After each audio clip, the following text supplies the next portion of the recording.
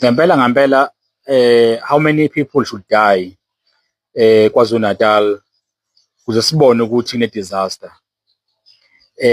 Amalungu esishayamthetho KwaZulu Natal, where are they? Our healthcare system in this province have collapsed under our watch. Where are the leaders of this province? KwaZulu Natal ayikho imithi eyibhedlela. KwaZulu Natal chronic ayisakwazi abantu bakhona ukusizakala. Ngoba abantu be-TB, abantu be-HIV, ngikhuluma ngabantu abane-BP abasizakali. Uhulumeni in this province, i-department ilinde umhla ka-1 April. Umbuzo khona ukuthi how many people must die before umhla ka-1 April?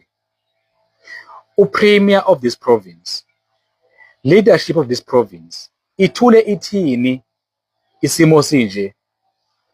Kunama-events enziwa i-Department of Health ongawazi umsebenzi wawo awani. This department can't build new hospital. This department can't build new clinics. This department can't even hire doctors. Kulungileke, put aside these things. If you can't even provide abantu nge-medication, kusho ukuthini lokho about our healthcare system in this province? Uma abantu bengaboni ukuthi icollapsile, futhi bephinde bebone. Ongafuni ukubona mhlambe seqembu lami who believe ukuthi abakwazi ukriticize i-GLU because amaqembu abo aphethe uhulumeni wesifundazwe. Iqiniso ukuthi people are dying. Ngicabanga ukuthi abanye bethu abambalwa can still go to private facilities, like your private doctors, your hospitals. But iqiniso lithi the majority yabantu KwaZulu Natal basenkingeni. Ngamanye amazwi, umbuzo uthi, when are we going to stand up as abantu KwaZulu Natal? Why are we allowing our government usicindezela, allow people to die? Sithuleleni.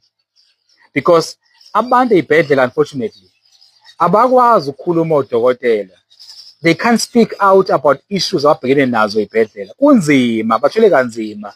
Ayikho imithi ey'bhedlela. Kuthiwa kulinde umhla ka-1 April. Let's stand up. We can't wait for umhla ka-1. Ngoba umbuzo khona uthi, how many families okumele kungcwabe abantu bakuba abathandayo ngenxa yokuthi uhulumeni awukwazi ukuba-provider nge-medication, philisi, imithi ongabe inikwa abantu bakithi abanganikwa yona. So moya esibhedlela namhlanje bakunika lokho abanakho. Bakwazi ukutshela ukuthi fangabe sikunika inhlobo ukuthi yomuthi ukuze usinde, kodwa manje asikwazi ngoba awukho. Leaders must stand up. Members of legislature should be doing oversight. Awayenzi oversight. Baphi nje? Why are they silent? Let's stand up. Let's protect abantu bakithi.